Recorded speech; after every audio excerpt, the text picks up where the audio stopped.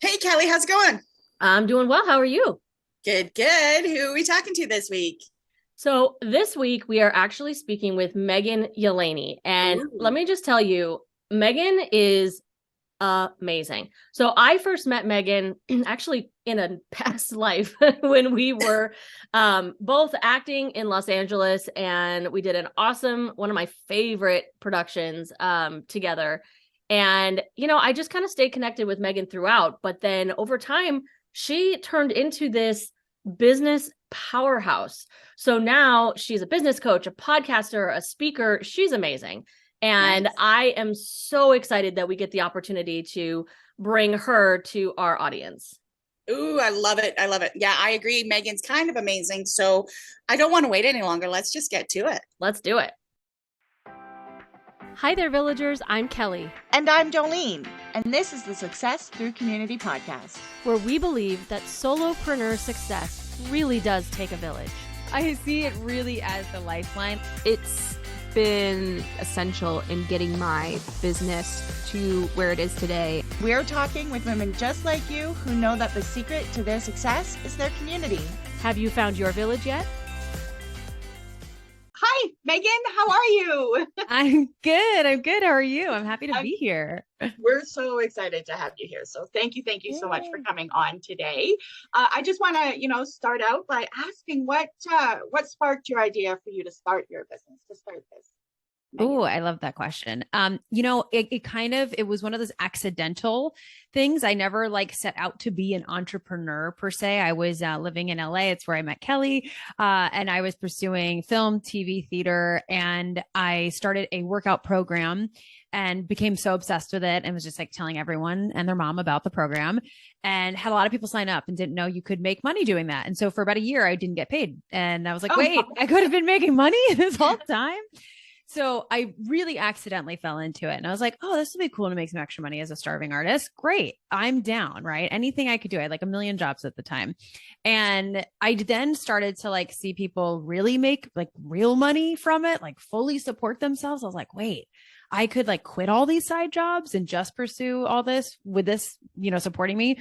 And so once I really saw that at my first event that I went to, this was in a network marketing company, I went all in and it was no looking back. And then I just got the entrepreneur bug bit me big time, which I think is pretty common for actors or anyone who doesn't want to be in a traditional job, so to speak. And so I just dove in and there's been so many iterations. I stopped building that company in about 2016, 2017 is where I kind of started to slow down and went all in on my own business after that. And it's just been a wild ride since, but I can't I bet. imagine not doing this. So, I love that. I know that sometimes the accidental entrepreneur is usually the ones that tend to really excel at it because they just kind of fall into what is right and their right path at the right time, right? I love that. totally. hmm Yeah, definitely. I think even though it was accidental, how I operated when I look back to how I was as a kid and just even the path I chose with film and TV and theater, Yeah. it's accidental, but I'm I think I was already destined or had the personality traits to lean on. So it wasn't as hard, I think, for me as someone who was really resistant and loves that security in the 9 to 5, which who doesn't? I mean, I like Yeah. the idea of it, but I actually never had a traditional 9 to 5. So I never had that security. So it's always been kind of a risk my whole life in that sense. So I was used to it, I guess I should say. That's fantastic. Mm-hmm. Love it. All right. So one of the things we like to kind of do starting out with interviews is do a little bit of rapid fire. We kind of want to just see Cool. not so much word association, but just what's the first thought that comes out of your mouth, not overthought, because we're entrepreneurs. We overthink everything, right? That's Yes. what so we do. true. So we want to kind of breeze past that. So I'm just going to I love kind it. of rapid fire some questions at you and just let's see where it goes. Yeah. You kind of already touched on this just now, but what would you say is the best thing about having your own business? Ooh, autonomy, hands down. Being able to make my own schedule, being able to call the shots, being able to take off a random Wednesday or Thursday and go on a date with my husband. Those things don't happen all the time, but the idea that I can is pretty cool. Awesome. What's the hardest thing about having your own business? Can my answer be the same? Actually, it is. So is having so much freedom is like, wait, I have to make all the decisions. Someone just tell me what to do. That's hands down the hardest thing in my opinion. And there's no clear path, like you can follow a formula or a method that a coach laid out, right? Or a mentor, somebody you look up to. But at the end of the day, your path is going to look different. And that's so cool, but it's also so like, what do I do then? So Absolutely. I think that's the hardest part, is wanting to just be told what to do sometimes and really having to make the decision for yourself. Yeah. That was my answer, by the way, too, when Jolene Cool. asked me this question. We did this. So, And so far everybody's had the same answer for both questions. It's Wow. yeah, absolutely. There's something to it. there is I something love to that. I love it. Great. So who does your business help and how? Yeah. So I mainly help entrepreneurs, women entrepreneurs build online businesses using social media marketing. But I have in the past year and a half, 2 years, really honed in on helping them sell out their offers by specifically identifying what I call their unique method. So what makes you different? And the reason I dove into this is because I noticed so many of my clients that really skyrocketed, and myself included, there was something that they became so known for that they were so passionate about. Like they could talk about it day in, day out. And it wasn't just like a niche specific thing or a skill necessarily. It was like their approach combined with their personality, combined with how they hold people in a container. Like there was this kind of trifecta that I figured out. And so that's now what I love to help people identify, because once you identify that, you could pivot a million times and that still will be with you. And it's kind of builds your brand in a sense. So it's actually morphed into helping people really build their brand presence now. I love that. Describe yourself in 5 words. Oh, okay. Oh my gosh, this is good. Don't overthink it. Don't overthink. I would say fun, adventurous, which I think is probably fun as well. Loyal, honest, and an overthinker. No, I don't know. Maybe, but probably. I'll lump that in, definitely. Yeah. In what location are you most productive? Ooh, I like this. You could take this a couple ways. Like what state? Yeah. That's a good one. I would say actually in a coffee shop in the morning. Huh. Well, Yeah. you answered my next question. What time of day do you get your best work done? But morning. Hands Awesome. down. Oh my Awesome. gosh. Yeah. So this is kind of a, do you have, and if you do, what is it? Your favorite online community? Ooh. I don't really have like a online community per se that I plug into like that, like a Facebook group in particular or something like that Yeah, sure. necessarily.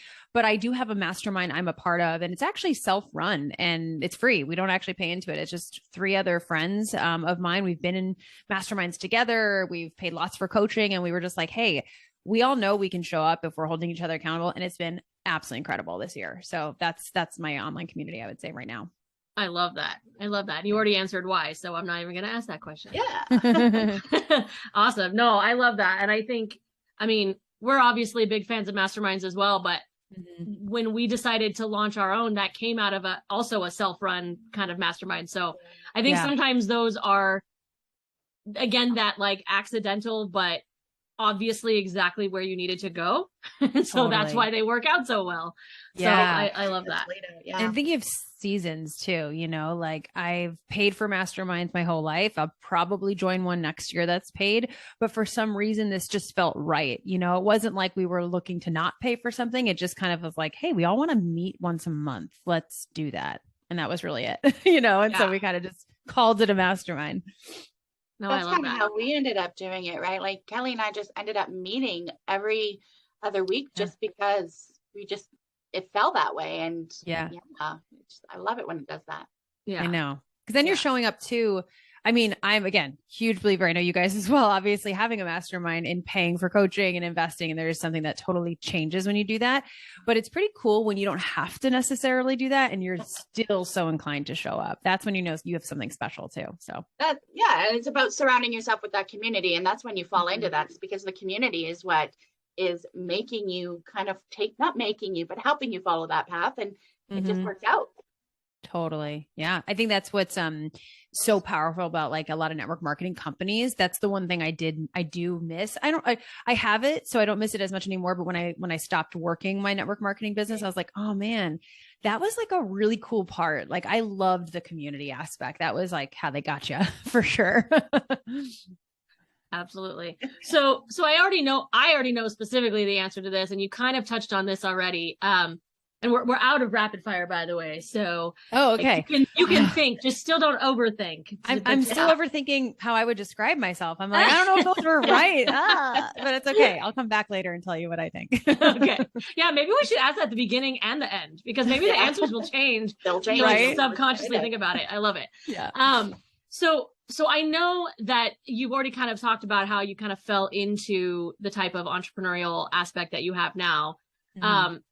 And I know that you didn't start out as like an online business mentor type thing. So what do you think it was that caused that shift for you, that made you decide, you know, what I'm doing, I love, but like, I think I want to be more going in this direction. I want to make this pivot and be more of like an online business mentor. What do you think that was? Yeah.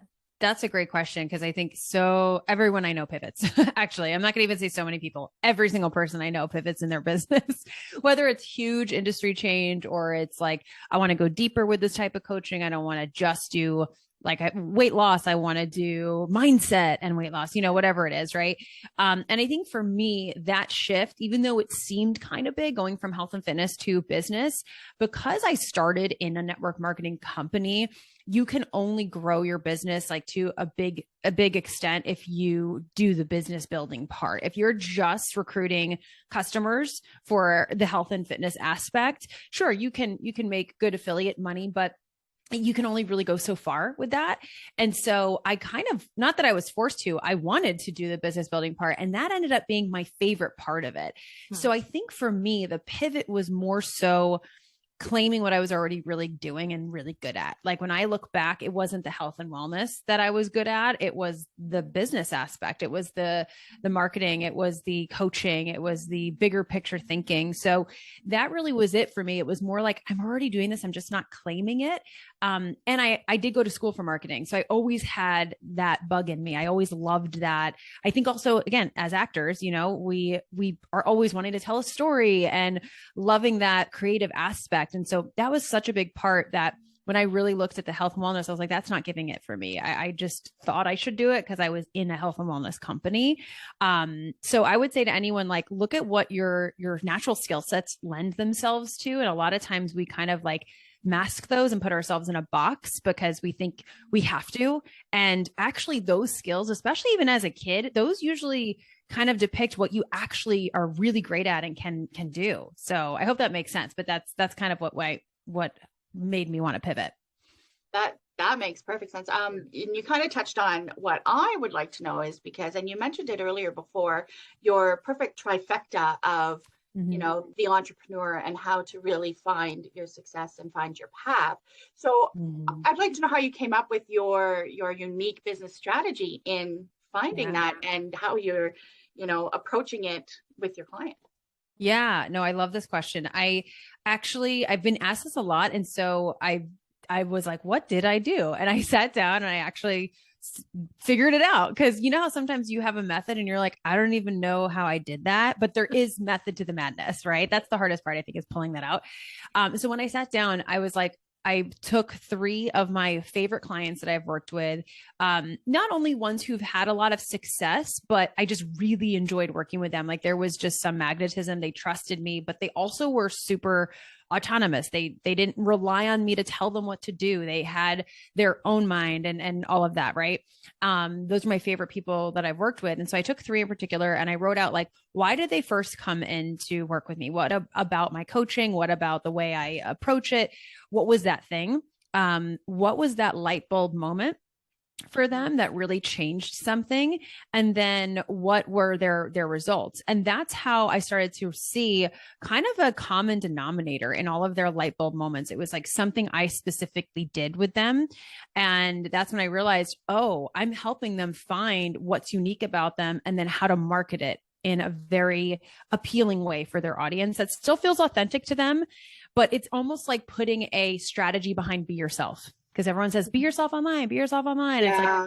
It's like, how do I do that though? Yeah. It's not easy. No, it's not. It's like, especially if you've been ridiculed for being yourself, made fun of for being yourself, and you feel like you have to hide yourself. Like, it is not easy to be yourself, right? And some people especially are like, I can't do that. I will hide. I'd rather quit my business. So it was kind of putting a strategy behind it that makes them feel safe in being themselves, but that also brings in income. Because you can't just be yourself and expect money to come flying. There has to be some connection between that and your offer, right? Yeah. And so when I did that 3-person exercise, 3 favorite client exercise, that's when I realized what my secret sauce was. And I realized my secret sauce was helping other people find their secret sauce. So I recommend anyone listening do that. Like, write down your 3 favorite clients. Why did they specifically hire you? What was that light bulb moment for them? And what were their results? I bet you're going to start seeing like a common denominator between them. That is fantastic. Yeah, that makes a lot of sense. And I think you're right. I mean, especially because I started out, well, not started out, but one of my previous businesses, because yes, I've pivoted multiple times. You're so right there. Was also in a network marketing company. And I think there's a lot of, just out in the business world, there's a lot of, here, follow my formula, do exactly what I'm saying, use this script, and it's going to work for you. And clients are just going to come to you and they're just going to hear you. And it's like, but that never worked for me. And why did that never work for me? I know why that never worked for me, but then how do I take the concepts behind that formula and translate it into what will actually work for me? Right. And I think that's essentially what you're saying. If you really boil it down, is like, yes, there are best practices, as it were, not a formula. There are best practices. How do I apply that to myself so that I feel authentic in what I'm doing? That's what people are going to respond to, you know? Yeah. And you constantly hear people, and I hear myself saying it all the time, people are buying into you, not your product, not your business, not your whatever. So you have to know who you are first. Yeah. If you don't, then what are they buying? Right? I mean, I think that's huge. Yeah. Especially in the online world. I mean, a lot of us as solopreneurs are out there. We have all of these products, we have all of these services, but technically we are kind of just selling ourselves.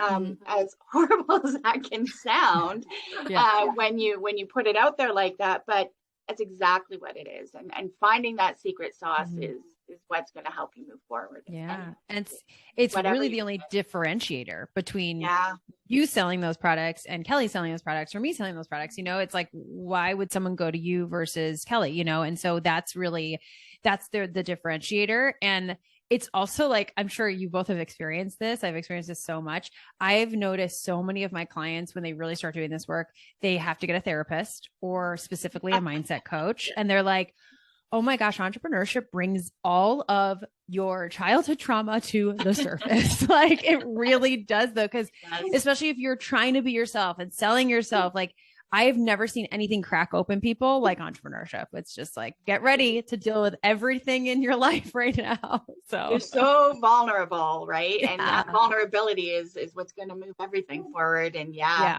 therapy is a good thing for entrepreneurs. Oh, it's the best. I don't have one. I'm recommending one for everybody listening. 100%. Big fan. Big fan. It's the only reason I'm here right now, honestly.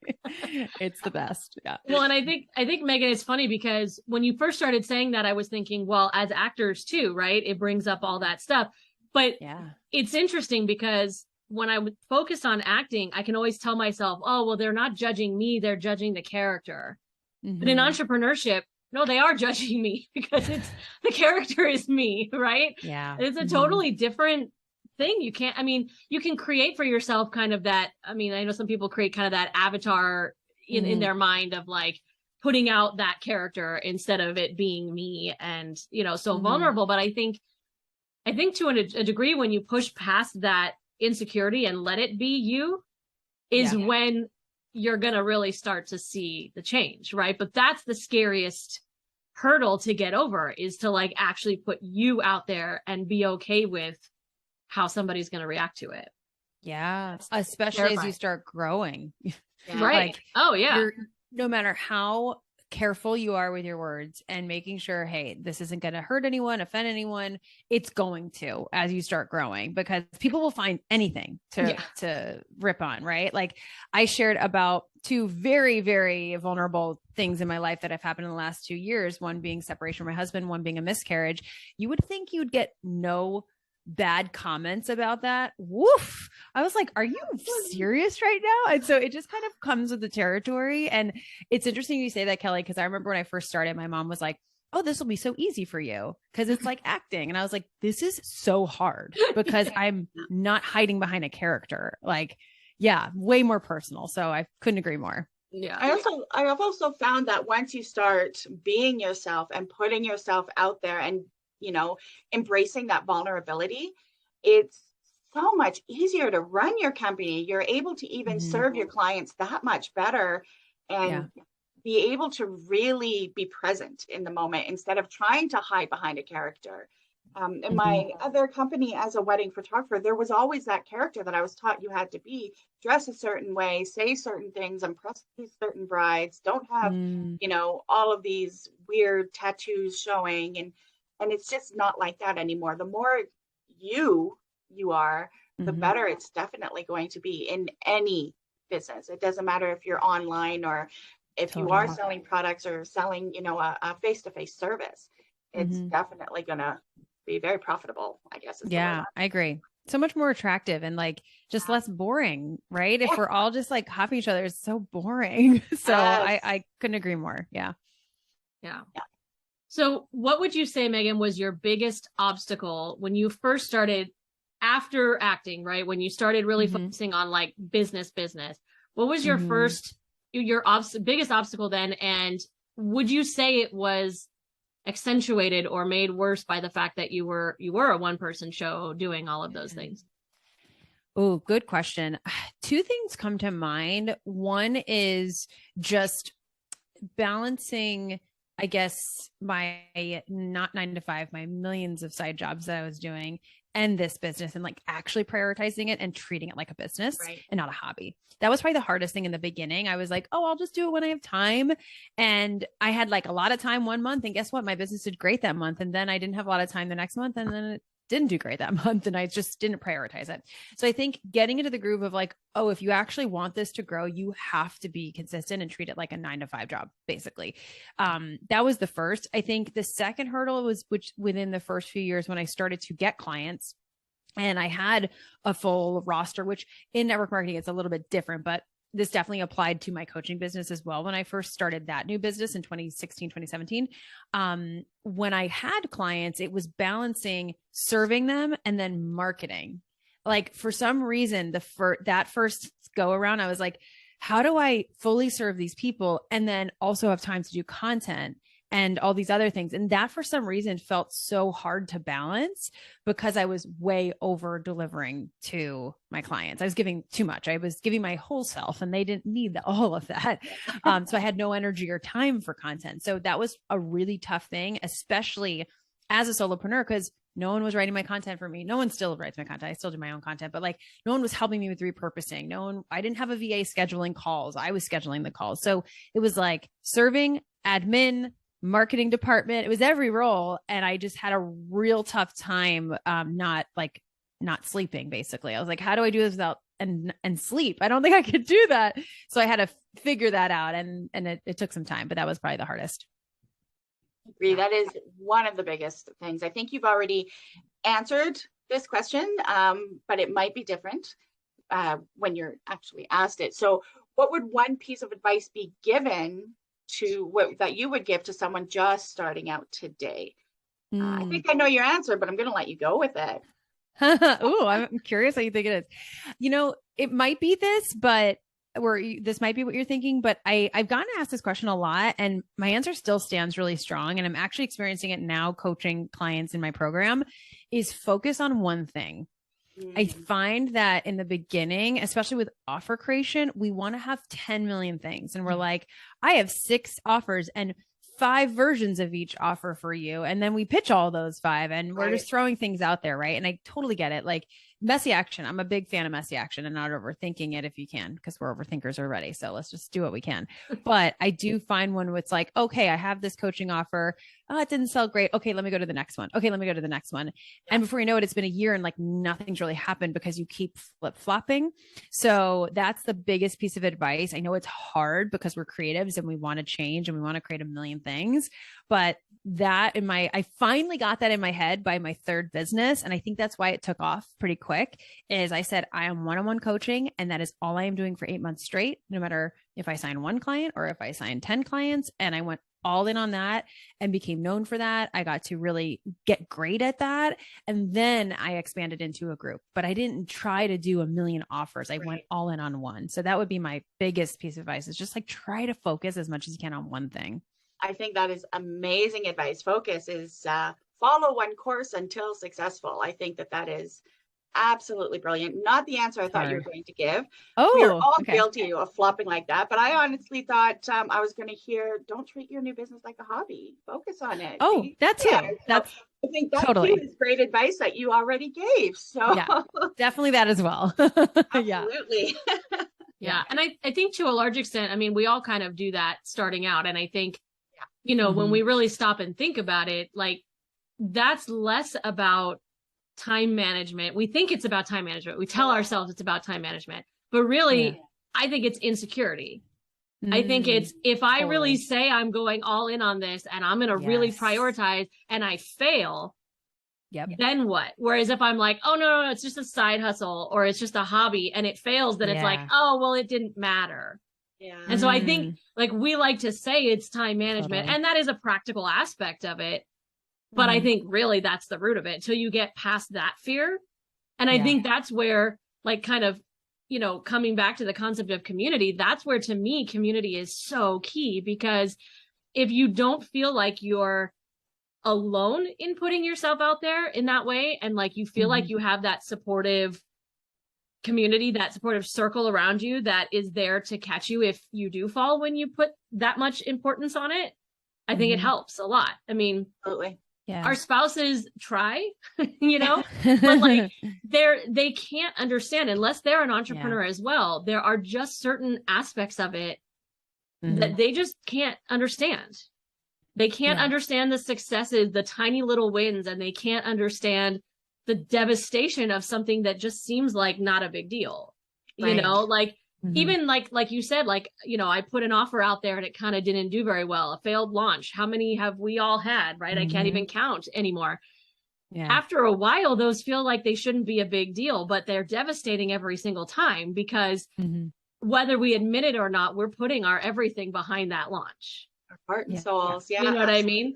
And so I think that's such a huge part of it is like getting to the point where we're willing to say to someone, yeah, I'm going all in on this. Like I'm actually doing this. This is a business. And that's terrifying. I think it's super scary. Like you said, you put yourself on the line and it's like, oh my gosh, what if this doesn't work out? You know, and it's, I don't know the quote, but it's something like you have to fail to have success. Like you will not reach success unless you fail. It's part of it. My first launch ever, no one signed up. I was just telling a client about this. I was like, yep, no one, 0 people. It was great. I was like, it was so embarrassing. And we always think everyone is watching and no one noticed. That's the thing. Like no one noticed. And I was like, once I realized that, I was like, people are not paying as close attention to you as you think they are. They're not as obsessed with you as you think they are. It's okay. And you can kind of just start to take those chances and be like, so what? But it's so hard in the beginning to have that mindset. Yeah, it really is. Yeah. Yeah, totally. So Megan, what would you say? I mean, we're all kind of in a similar field now, right? In like mentoring business owners in some fashion, but what would you say is a common myth in our industry, in your aspect of our industry? Ooh, I love this question. Oh, you guys have great questions. I love all these questions. But I think this has been a really common theme I've been seeing people call out that I love, because I've thought this for so long. I think a common myth is that the amount of money someone makes now or has made or will make equals their skill set. As far as business mentors go, I'll say that. And the reason being is we kind of just said that before, where you could have a very good blueprint, right? For someone to follow and go, hey, I've made $1 million using this blueprint. Go follow it. Right. And someone hires them because they've made $1 million and they follow that blueprint exactly as is, but it's not them. It's not their way, and it doesn't work. Right. And I've seen this. I've had a lot of clients who have hired people to like be in their energy. They've made so much money and nothing happens. Right. They don't really get the mentorship they were looking for because that person, while very skilled, doesn't have the skills they need. Right? Maybe they need someone to hold space more, or they need someone with a very specific skill set that this person didn't have. So I think that's a big myth, is that income equals skill. I have people who have mentored me in my business who have made lots more than me and who have made lots less than me. And it's because I don't hire them for how much they make. I hire them for a skill or a way they're going to hold space for me that I really need in that moment.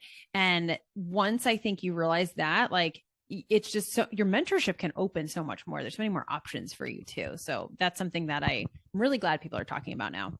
I think that I couldn't agree more. I think that's such a fabulous answer. It is right on the money, so to speak. And it's one of those things when we're out there saying we've made this much money, so I'm this great, entrepreneur and know what I'm doing, and I can show you too. It's, again, I think it's almost a vanity metric, almost just like, the number of followers you have on Instagram doesn't necessarily mean you're really great at what you do and that you can really serve your clients with what they need. And that comes down to the numbers. The numbers don't matter.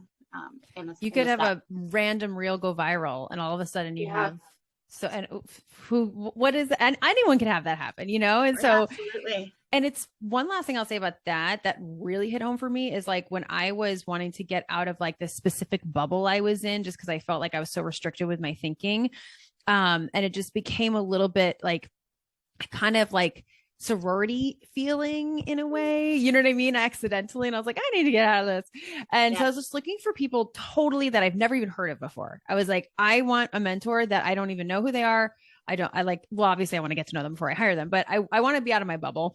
And so I just started to expand my network. And then I really wanted someone who had corporate background, because I think in the online space, we only look at other people online. And what I realized too is someone could just have gone online this year, but have actually been in their using their skill set for 10 years. And they are so much more qualified and skilled than this person who's made a ton of money online, because they've actually been doing it outside. And so the next mentor I hired, who to this day is such a good friend of mine and massively helped me, had like 10 years of corporate experience in leadership and growth. And I hired her because I don't care if she's only been online for 2 years or maybe even less at that point. I was like, I need your skill set. You've already, as a friend, brought out so much in me that no one else has. I don't care how much money they've made. They've never brought that out in me, and it had nothing to do with how much money she brought in her online business. So I could talk about that all day. Yeah, absolutely. And sadly, it's a lesson that a lot of people learn the hard way, right? Yeah. By going out there and hiring these coaches that aren't doing that aren't giving them what they really, really need in order to move forward. So I'm going to ask you a question that we are asking all of our guests here on the podcast. And so what I'd like to know, and Kelly and I have thought hard about this question. So looking back on your business, and I would say as your career in whole, as a solopreneur and an entrepreneur, and as you're growing, how can you see your community has supported your success as you've kind of grown and become who and what you are today? Oh, I love that. Gosh, I would say I've seen it. I'm trying to think of a cool metaphor on the spot, but I don't know if I'll be able to think of one. But I just see it as like the lifeline. Honestly, I guess that's kind of a metaphor. I see it really as the lifeline, like the heart, because I know hands down, I would have quit a long time ago if I did not have community in any sense of any form, whether it's listening to a podcast and feeling like they're part of your community, just being on here, or it's a Facebook group, or it's a membership, or it is a mastermind. To me, masterminds are the way to go, honestly. Like once I started to join groups that were really wanting to grow together and had a very common goal, everything changed because you feel so isolated in entrepreneurship. You feel so alone. Like you said, Kelly, our spouses might try to support as best we can. My husband is an entrepreneur and I still can't go to him with that stuff because he doesn't think like me. Like we just think totally different. We worry about different things. We joke around sometimes if I have a client that's stressing me out, he's like, I'll come and coach them. And he's just like, do better. He never does that. He never comes on and coaches. But like, that's his way to coach is like, just go do it. I'm like, that doesn't work, honey. Okay. That is such a boy thing to say. I know. Really. I know. It's just hysterical. And so we just approach things very differently. And so even though I can like whine to him and complain to him, I also don't want him to play that part because I want him to be my husband. And that's also not to like go into that space because that'd be a whole other podcast we could do. I've seen that really affect relationships is when we try to make our spouse or our mom or our friend every role. And I was like, oh, I don't want to dump emotionally on him for my business every single day. I want a group who gets it, who then could like help me versus him being like, that sucks. I'm so of credit. Good at that, but I wanted a group that was also doing it with me. And so community has hands down been the lifeline. It's the only reason I have this business is because of community. Great metaphor. You nailed it. Yeah. Yeah. I was a little nervous. I was like, does that make sense? Well, and obviously we agree since like everything we talk about is community, right? Yeah. I mean, I think it started out just Jolene and I as community and is since grown, but I think, you're so right. Like the Lifeline is such a great way to explain it. Mm-hmm. And I think just having that person, I mean, Jolene and I have never met in person ever. Wow. Yeah. I'm Lived up in a in different I don't know if you know country. this, Megan. Yeah. Yeah. I'm in Canada. So Canadian. getting cold. Yeah. And it's cold where I am too, but not as cold. But I mean, I think that to me is kind of like almost a little bit crazy that like she and I met during COVID, have never met in person. Mm-hmm. Hopefully someday that will happen. But honestly, like I don't even feel like it has to in order for us to still have the connection that we have and being able to, and it goes at this point beyond business, right? Obviously, we all know that our lives impact our business just as much as things in our business impact our business. I mean, it's huge, right? So, we talk about all kinds of things, but like knowing that, and she'll attest to this, there are times when I know she's not available, but I will just spam the crap out of her Facebook Messenger because I just got to get it out. You know what I mean? Yeah. Like I just have to say what I'm thinking or vent about something or whatever. And she'll do vice versa because we just need to get that out. And then the other person will come back and, I'm catching up. Hang on. Let me just go read the novel and then I'll come back into it. But like, we need that.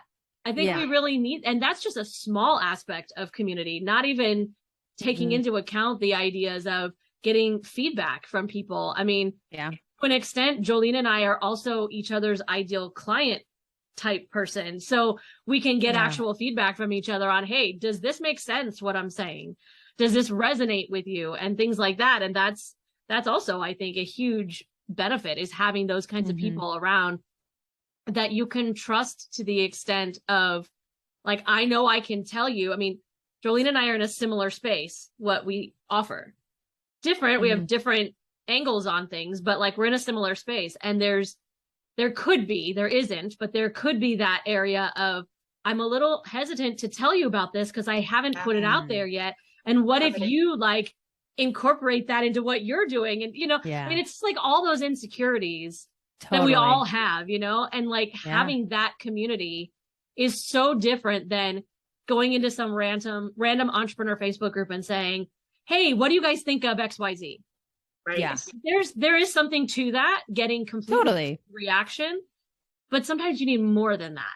You need to be able to really, you really need to like be able to get into the meat of what you're talking about and get actual feedback, or have somebody try out your whatever that you're doing and get their feedback in that way, and I think that's just like on a practical side of how I think community is so important. But there's just, a Lifeline is like the best technology, I can thank you Yay. for that. I'm so glad. Good No, new you win. hashtag.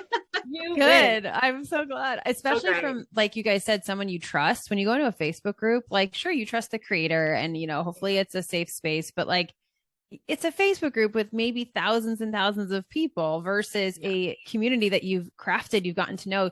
You guys also have that relationship where, you know, you'll be honest with each other. You're not going to BS each other. It's like, hey, I'm going to tell you what you need to hear right now. And that's so valuable. That's what people pay for in masterminds or for coaches. Like, I need the honest truth. Otherwise, I'm not going to move forward versus like a PC. Okay, it's okay. It's like, no, this is what I need to tell you right now. So it's so beautiful that you guys have that. And some of my best friends, I've now met most of them in person, but not for a long time, like many, many years. And it'll be so fun when you do. You'll feel like you've met in person a million times. That's the cool thing. I'm Like, looking forward. wait, we haven't done this already? You know, it's very weird. I do think that one of the things that you definitely did point out was when you're going to those giant Facebook groups and you put it out there, yes, you're going to get the feedback, but it's not always, like you had said, what you need. And having someone you trust and building that smaller, intimate community. And as you have mentioned, like, masterminds are the way to go, because when you start building those relationships, they can come right up to you and you have that face-to-face, that closeness that they can go, yeah, no, this is not going to work. You're pivoting again. Let's revisit where you need to focus and come back to and talk you back to where you need to be. And that's one of the biggest things that community has done for me. And Kelly had mentioned, you know, even though when we're not available, she has talked me off the ledge and she hasn't even been there, because I am throwing all of these questions at her. I need to do this. I should do this. I want to do that. And by the time I'm, you know, done throwing these at her and she's, you know, hasn't even read a single one, I'm like, you're right. I'm way off base here. You're right. I got this. So it's great to have those around you that can actually support and take you where you need to go. So one last question as we're closing things up. Can you let our listeners know where can they find you online? Yeah, I hang out in two places most. My favorite, because you're already listening to a podcast, is my podcast, is the Pretty Awkward Entrepreneur Podcast. If you just search Pretty Awkward, you probably will find it. I don't think there's many out there with the name. So that's hands down. I'm sure like you guys feel, it's just the best place to learn, to grow. I absolutely love it. It's a labor of love for sure. And then Instagram at Megan Yelaney. It's just MEGANYELANEY. Those are probably the two places that I hang out the most. That's fantastic. And I just want to say to our listeners, I listen to Megan's podcast. And it is definitely worth a listen. She's got some great guests on there, and she's got her own little community. Well, I don't want to say little. She's got a great community on there of people that come up and thank you stories, and it's a great podcast. Oh, I appreciate that so much, because you guys know, like, when you're doing it, you're like, is anyone listening? Even though you see the numbers, you know people are listening, but you're still like, it always helps. It always helps. So go share this episode too, because it helps everyone know, oh, you actually really enjoyed that. Thank you so much. So yeah, it's a great podcast, guys. Yeah. Thank you. I appreciate it. Awesome. We're having fun with it. We'll make sure your links are in the show notes and everything anyway, so people can just go straight to it. Great. Thank you. Thank you, Megan, for taking some time to sit down and chat with us. It's good to see you face to face. It's been a while, so it's good to chat and say hi. And yeah, just thanks so much. We appreciate it. Yeah, thank you. It's been so great seeing you again, Kelly, and meeting you, Jolene. And I just love this interview. So thanks so much for having me. Thank you. You have a great day. Okay. Bye, everyone. Bye. Thanks so much for joining us this week on the Success Through Community podcast, where our goal is to support female solopreneurs through community. We hope you enjoyed this episode. And if you did, make sure you check out the show notes for links, transcripts, and so much more. And be sure to subscribe and leave us a review wherever you're listening to the podcast. Ooh, and don't forget to mention us to your community. And if you can't wait for the next episode, be sure to join us on Patreon, where our community is made possible by listeners like you. So thank you so much for your support. Until next time.